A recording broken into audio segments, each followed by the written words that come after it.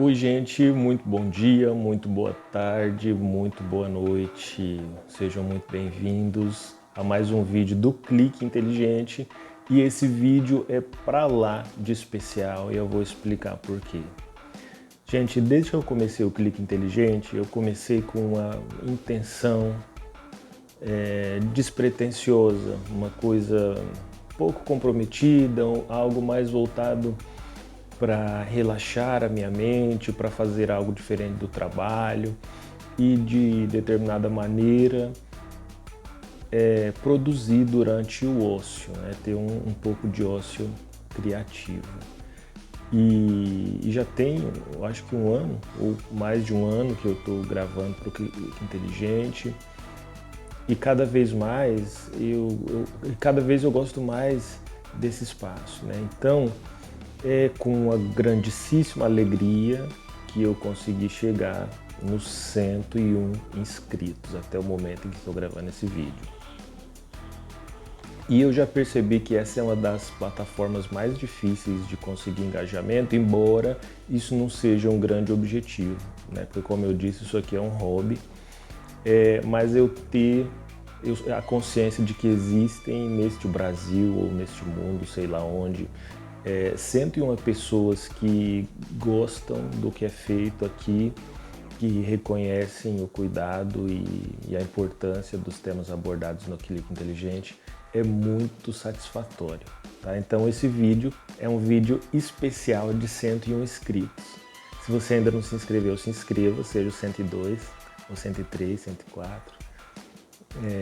Faça parte da comunidade Clique Inteligente, deixa o seu like, aciona o sininho para você assistir tudo que for lançado aqui e bora pro vídeo.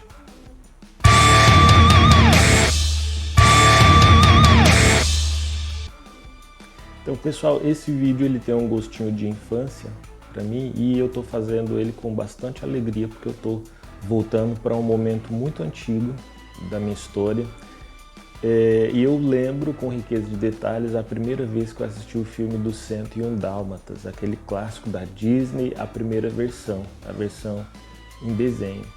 Tá? Na época eu tive uma experiência, eu vi esse filme por um determinado ângulo, né? Sendo que eu era uma criança, então eu observei os aspectos voltados para o meu público, né? Mas é um filme muito mais complexo, né? Detalhe que tem um traço muito bonito, é uma arte excelente. Nossa, é lindo, lindo, lindo. Eu estava assistindo novamente e só então observei como é bem feito, como é bem desenhado, como é uma coisa chique demais o filme do 101 Dálmatas. Mas para além da beleza, né? Para além da estética, do traço, e do capricho que foi feito o filme, nesse vídeo eu quero abordar alguns outros aspectos da obra, né? Aspectos sociológicos que a gente pode observar. Então, se você for uma criança dos anos 90, hoje você é um adulto que está beirando os 30, ou já passou dos 30, eu acredito que se você ver novamente esse filme, você vai ter uma outra experiência, você vai ver um outro filme dentro do filme.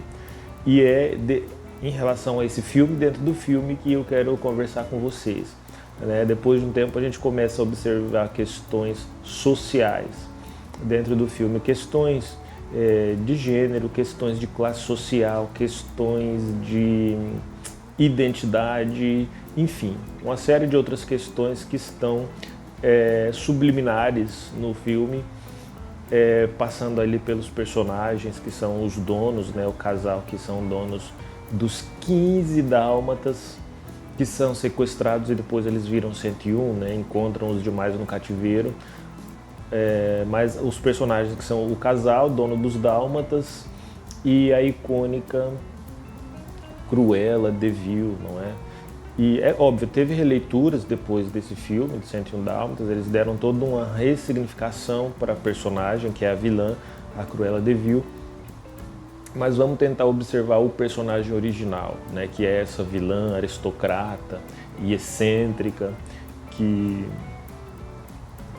ama um casaco de peles de animal, né, e quer, acima de qualquer coisa, um casaco com a pele de dálmata. Então eu vou falar um pouquinho sobre os principais personagens do filme, só para contextualizar. E nesse momento de apresentação dos personagens, vocês já vão começar a perceber algumas problemáticas do nosso tempo, algumas questões sociais. Eu acho que as próprias características de cada personagem já nos dá um prelúdio do que esperar, de quais questões que a gente pode e consegue problematizar do filme 101 Dálmatas. Então a gente tem primeiro, apresentado, o filme apresenta primeiro o Roger, que é um estilista, um solteirão, que está naquela vida de homem solteiro, junto com o seu cachorro, um dálmata, que é um outro personagem do filme, e o Roger tem ali a sua vida de compositor, e já nesse momento de apresentação, o narrador afirma que ele precisa, essencialmente, ele precisa urgentemente de uma companheira, enquanto a câmera mostra a condição doméstica em que ele está vivendo, né? A condição da casa dele. Era evidente que meu velho amigo Roger precisava de uma companheira. Mas se dependesse dele, nós dois morreríamos solteiros. Só pensava em seu trabalho. É uma casa suja, bagunçada, dando a entender, deixando subliminar o papel social da mulher, né? Ao invés de sugerir que ele precisava de uma limpeza, de uma organização, de uma faxina, ou talvez do empregado ou de uma empregada, o filme sugere que ele precisa de uma companheira.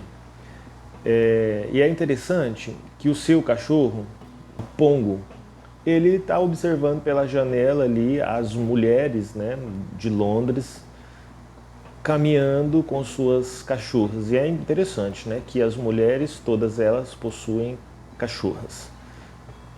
Enfim, e ele vai avaliando, né, as que passam, porque ele quer encontrar para o dono dele uma mulher que combine com o dono e que tenha uma cachorra que combine com ele, porque daí já é arranjado ali que, né, acontece um match duplo, o match dos casais cachorros e dos casais humanos.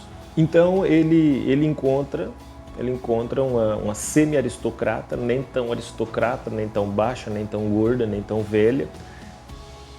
Enfim, o padrão, né, de protagonista de filme encontra uma jovem chamada Anita, que possui também uma cadela dálmata chamada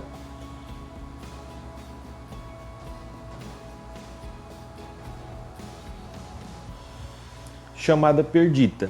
Então fica Roger e Anita como casais humanos, Pongo e Perdita como os casais dálmatas do casal. E aí a gente já consegue problematizar várias coisas, né? Uma outra personagem muito carismática, mas não recebe do filme a devida importância, é a babá. Uma senhorinha, uma velha, uma empregada do casal que não recebe nome, é só babá. Ela tem ali uma importância secundária no filme, ela aparece na situação de subserviência. Isso mostra que estamos falando de um casal, né, de uma família de classe média. O filme deixa muito bem claro, embora de maneira subjetiva, porque não é uma questão interessante para as crianças, mas o adulto que acompanha a criança durante o momento que assiste ali o 101 Dálmatas já percebe esses elementos, né? A gente está falando de uma aristocracia londrina ou de uma classe média londrina. A outra personagem, que é um ponto alto do filme, é a solteirona Cruella de Vil, que é patroa de Anita. Cruella de Vil é o estereótipo da coroa, né? Solteirona, amarga, rica, aristocrática, né? Que tem como sonho, ela tem como paixão um casaco de peles de dálmata, né? Então ela precisa fazer uma roupa com pele de animal e esse animal precisa necessariamente ser dálmatas. Então ela oferece para o casal a compra da cria, né? do Pongo e da Perdita. E, obviamente, o Roger e a Anita não querem vender porque não estão à venda. E E a opção que a vilã encontra é, obviamente, de mandar os seus comparsas, que são aí dois novos personagens, o Jasper e o Gaspar. Tem uma questão interessante que deixa muito claro no filme que o Jasper e o Gaspar, eles eles estão fora da classe média, estão fora da aristocracia. Então eles estão ali, né, na base da pirâmide social. E é interessante observar aqui essas pessoas que estão abaixo da pirâmide social, como por exemplo a Babá, o Gaspar e o Jasper, eles são feios, são desenhados de uma maneira com um padrão de beleza feio. Eu arriscaria dizer que eles estão estereotipando o Jasper e o Gaspar na figura do judeu, talvez, né? Por conta ali do nariz. Isso a gente já conhece, é um traço da Disney, né? De colocar bruxas, vilões com esse nariz grande, né? Eu vi em algum lugar uma vez uma crítica dizendo que isso era uma referência subliminar aos judeus, ao nariz dos judeus, né? Ou aos turcos, não sei. Mas esses são os personagens humanos, né? Depois tem ali o jogo das identidades entre os filhotes. Tem o gordinho, tem o gordinho, ele é preguiçoso, só pensa em comer e dormir. Tem o atentadinho, né, aquele que é diferentinho, chatinho, mais agitado, que faz as coisas acontecer. Tem o jogo das várias identidades entre os filhotes. 15 filhotes, esse foi a primeira ninhada. E quando esses 15 filhotes são sequestrados e chegam no cativeiro, encontram ali mais outros vários, e um total de 101 dálmatas. Então, eles acreditam que estão sendo, que foram adotados ou comprados, enquanto na verdade eles foram sequestrados. E a partir de um chamado, e essa cena é muito legal e também muito icônica, que chamado é esse? Dos dálmatas, eles começam a latir pela janela e o latido ecoa pela cidade de Londres e todos os cachorros, né, os cachorros do pet shop, os cachorros das madames, os cachorros da rua, os cachorros todos, eles escutam o chamado, que são latidos, são uivos, e respondem, e acontece ali uma troca de informação entre os animais da cidade. E esses uivos, né, esse chamado chega também no campo. Todos os cachorros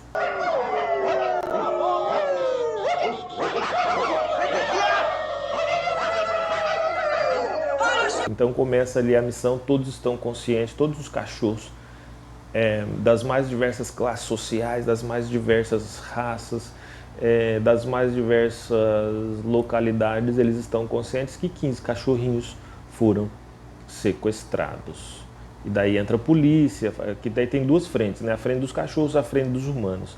Ao mesmo tempo, o casal Roger e Anita aciona a polícia, sai no jornal, enfim, e começa de fato então a trama do filme 101 Dálmatas, que é o resgate desses cachorrinhos, né? Essa cena do chamado, do uivo, é uma cena muito importante, uma cena que me deu um start, me deu um clique para pensar a questão da família e da comunidade, e também a questão da solidariedade social, porque é um momento chave do filme onde a missão é dada, né? A grande problemática do filme é dada. Então a união dos cachorros diferentes apresenta ali um conceito de coletividade, né? E a importância de coletividade para que uma sociedade seja coesa. Embora a gente esteja falando da sociedade dos cachorros, os cachorros, né, eles estão presentes na nossa sociedade humana. E esse é um outro aspecto da cena, né, e do filme como um todo.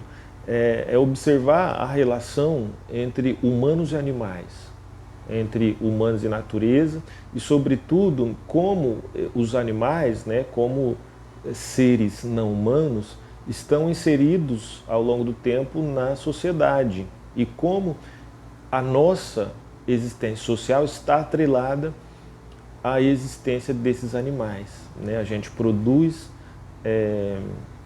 a nossa sobrevivência, a nossa história ela está atrelada à relação entre humano e não humano.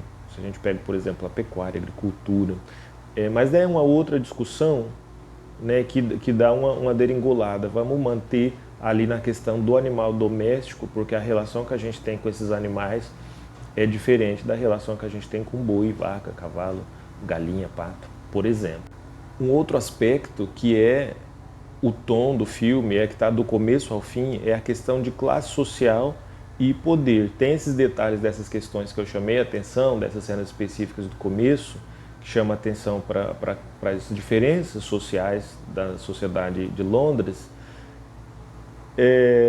mas a questão do poder, né, e da diferenciação entre classes e da desigualdade de poder entre as diferentes classes está presente em todo o filme, né? Desde o momento em que Cruella de Vil oferece para comprar os filhotes, até a última cena, né? Porque se a gente pega para analisar a figura da Cruella, né, uma aristocrata, né, que utiliza do seu poder, da sua influência social para conseguir as coisas que quer, né? Ela acredita que está acima da classe média, né, que está acima do bem e do mal. Afinal, ela tem poder e tem influência, ela tem dinheiro.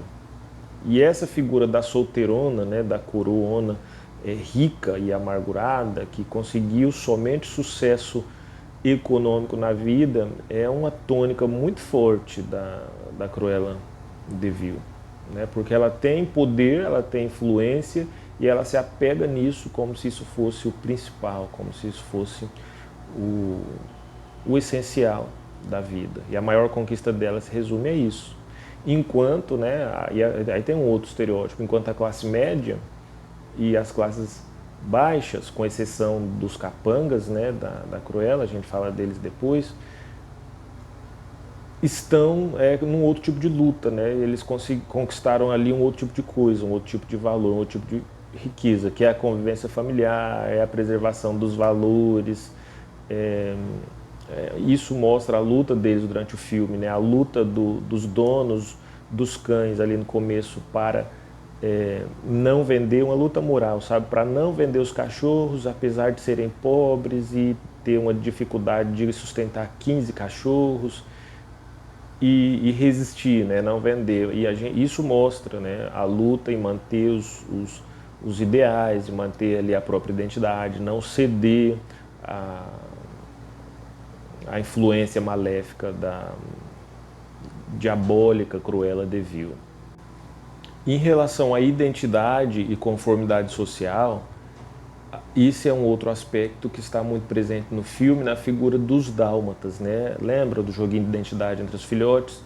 Então, é isso. O filme mostra uma luta deles em se preservarem, em se defenderem e se protegerem da influência externa que era Cruella de Vil, para que não mudasse as suas crenças, para que não mudasse a sua estrutura familiar e para que se mantessem uma coesão identitária, né? A questão das identidades aparece como um patrimônio que eles possuem, né? Um patrimônio não material a ser preservado. Então essa tensão, né, é uma tensão moral, né, entre manter os bons costumes, manter ali uma cultura fechada e abrir-se a influências externas, a influência da aristocracia, do luxo, né, do poder e tudo mais. Mas a questão social mais gritante no filme, é claro, gente, devemos pensar que esse filme ele foi produzido há muitos anos, né? É um filme muito antigo e algumas questões que são consensuais hoje, que são consenso hoje, talvez não fosse naquela época. Então a gente tem que considerar isso, que esse filme ele foi feito em um momento, né, um momento específico, onde a sociedade vivia o seu momento próprio, né? Hoje algumas mudanças ocorrem Algumas mudanças já ocorreram, né, na verdade. E as questões que entram em voga, né, no pensamento social são outras, como por exemplo a questão de gênero. Desde quando esse filme foi feito até hoje, a sociedade mudou nesse sentido, né? Mas a questão dos papéis sociais de macho e fêmea são muito fortes, né? Porque desde o começo está presente o que é uma mulher na sociedade de Londres, o que ela tem que fazer, qual que é o papel, né?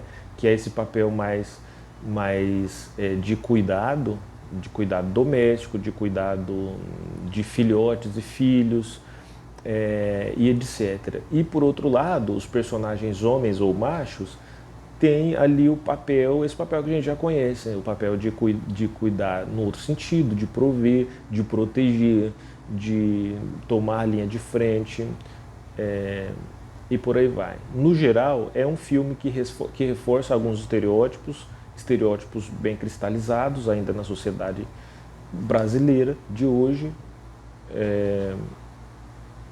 mas não deixa de ser uma boa experiência de cinema, uma boa experiência cinematográfica, um bom filme, né? Acredito que não tem como dar spoiler, né, gente, de um filme que tem tantos anos, mas a grande questão do filme, o grande barato do filme, não é tanto o roteiro já é conhecido, todo mundo sabe como começa, como termina, mas revisitar essa memória coletiva, né, de um outro ângulo, olhar para essa obra com os olhos de século XXI, com os olhos de 2024. Já que esse filme é do final do século passado, tá? Século XX. Veja só que doideira, né? Eu sou uma pessoa que viu a virada, você, né? A maioria de quem nasceu aí nos anos 90, nós vimos a virada do século. Que doido, né? E a sociedade mudou muito desde então. Nós também mudamos, né?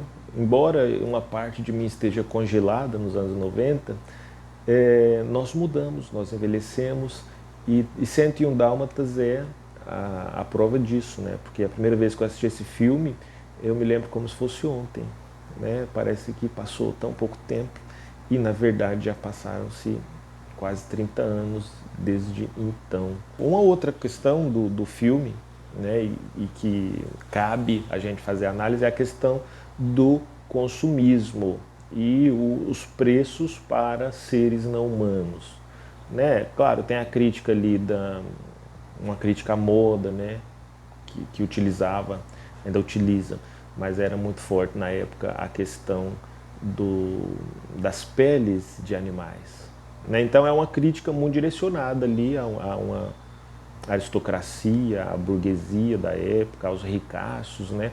E também ao consumismo que não se compromete com o sofrimento animal. Hoje em dia, esse discurso político, essa pauta política já está em outro patamar, né? Principalmente no mundinho da internet, né? A utilização de sofrimento animal para qualquer coisa que seja já é uma questão muito bem debatida, uma questão muito bem divulgada. Mas na época tem aí essa crítica super legal, né, em relação ao sofrimento animal. Você já assistiu o filme? Você já assistiu o filme depois que você deixou de ser criança? Faz essa experiência, assiste lá. E depois você vem aqui dizer o que você achou do filme, se você observou mais algumas questões que eu deixei passar em branco. E não esquece de curtir, compartilhar. Vem fazer parte da comunidade Clique Inteligente. Seja o 102, o 103, seja o 1000. Quando chegar no 1000 inscritos, eu vou pintar o meu cabelo de cor de rosa. Vocês já viram alguém que falou isso, que fez essa proposta? Brincadeira, tá, gente? Eu acho que rosa não combina comigo. Mas vamos engajar, vamos aumentar aí esse número de inscritos. Eu fiquei empolgado. 100, agora mudou, né? De 90 para 100, fez uma transição aí. 3 dígitos de inscritos, estou muito feliz. Vamos colocar mais um dígito aí? Vamos aumentar a comunidade. Pessoal, é isso por hoje. Eu agradeço a sua atenção se você chegou até aqui. Muito obrigado pela sua audiência. Um grande beijo e eu vou nessa.